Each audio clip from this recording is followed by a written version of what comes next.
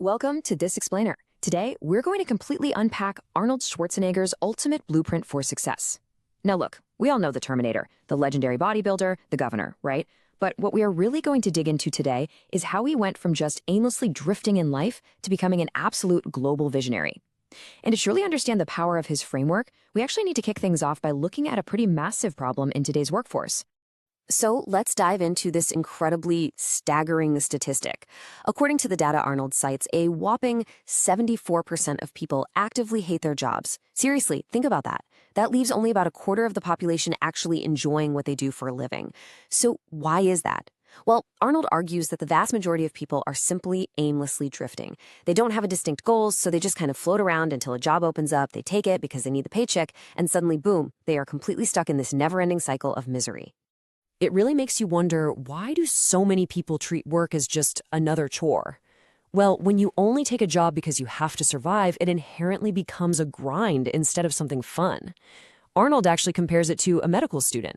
A medical student studies tirelessly, right? Because they know exactly what they want to be. They want to be a doctor. They know exactly where they are going. Without that clear direction, work is just a slog. And that brings us directly to Arnold's ultimate antidote for this aimless drifting. Rule 1, have a vision. You have to stop drifting and find your real purpose. To really grasp how powerful this first rule is, let's take a quick look at Arnold's own timeline. He was born back in 1947 in post-World War II Austria. Growing up, his parents had a very specific, perfectly normal vision for his life. They wanted him to stay there, become a farmer or a factory worker, and just live a quiet life. But, that was their vision, not his. At age 11, he saw a documentary at school about America. He saw these huge skyscrapers, 6-lane freeways, giant bridges, and he knew instantly he did not want to be around little farmhouses. He wanted to be in America. And it was this singular, intense vision that propelled him from a small Austrian town to becoming the youngest Mr. Universe in London at age 20, and eventually the governor of California in 2003. But here's the thing, having a vague desire to just go to America wasn't enough. He needed a specific path to actually get there. The major turning point happened one day after school in Graz, Austria. He walked past a store and saw a bodybuilding magazine. Right on the cover was Reg Park, a 3-time Mr. Universe who was starring on the big screen as Hercules. Arnold read that article and had this massive lightbulb moment, stating, "This is the blueprint for my life." He finally had an exact step-by-step model. He decided right then and there he was going to become a bodybuilding champion just like Reg Park, he was going to get into movies just like Reg Park, and he was going to make millions of dollars just like Reg Park. Now notice how having this kind of vision totally transforms the entire concept of hard work. When you have a clear, precise destination in mind, doing a grueling 500-pound squat, a massive bench press, or banging out literally 2,000 reps of sit-ups suddenly stops being a chore. It actually becomes incredibly joyful. Because you aren't just moving heavy weight around aimlessly. You have a specific, tangible destination you are fiercely trying to reach. Back in the pumping iron days, people used to watch him in the gym working out 5 or 6 hours a day. And they would always ask him why on earth he was smiling when the workouts looked absolutely torturous. His answer was brilliantly simple.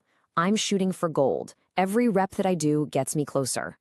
Every single set, every repetition, every way he lifted was actively turning his vision into reality.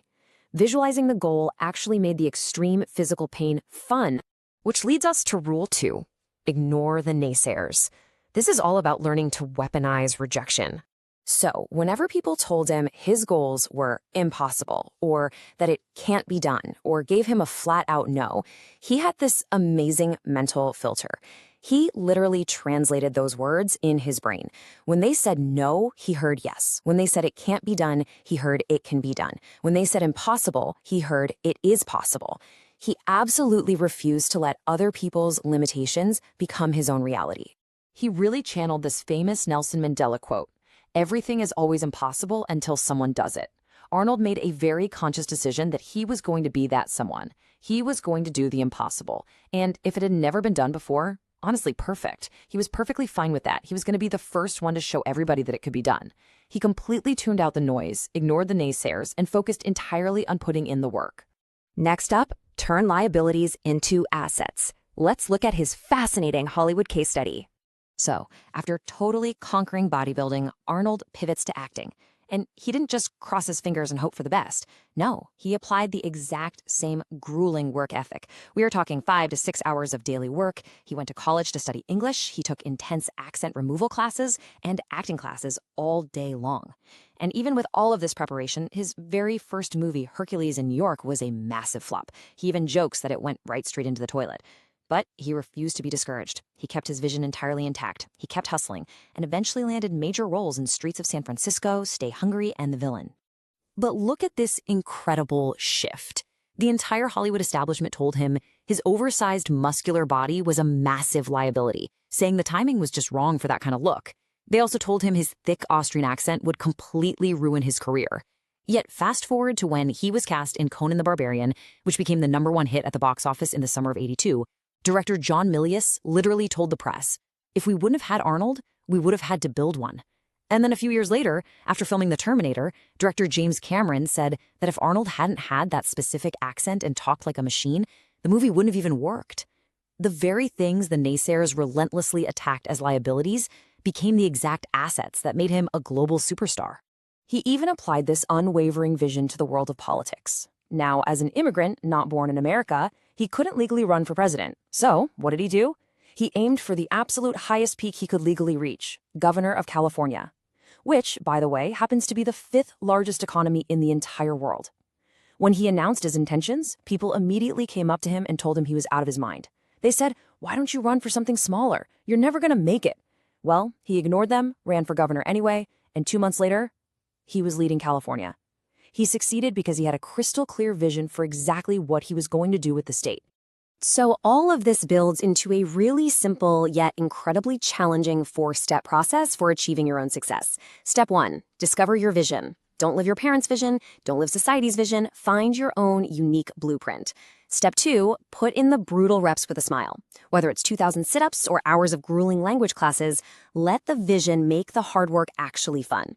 Step 3, filter out the naysayers. Translate their no into your yes. And finally, step 4, turn your liabilities into assets.